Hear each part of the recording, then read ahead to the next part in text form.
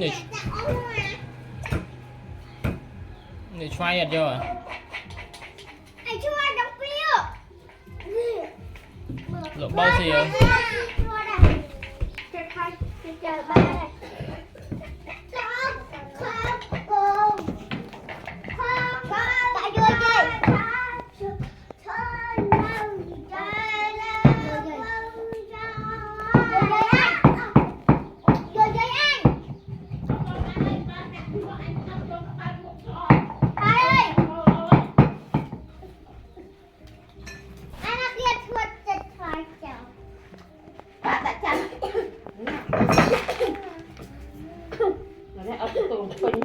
Nguy đi nhỏ vậy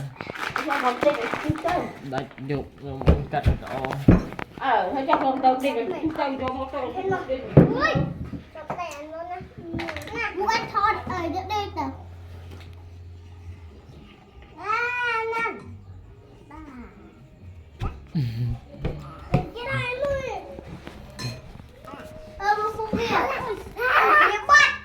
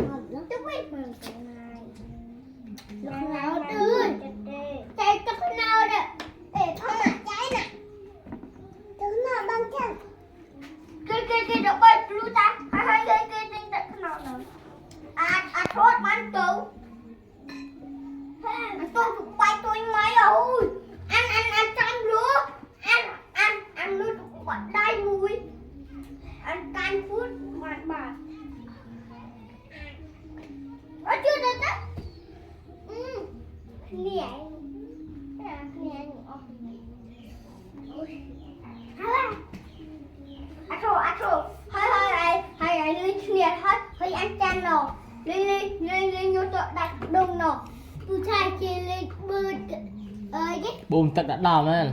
là lấy bùm tật đã đòn mình cái đòn rồi cái đòn nó buồn lì nhỉ nè vừa lùi nó nè bàn phù rồi cái đòn mà dạng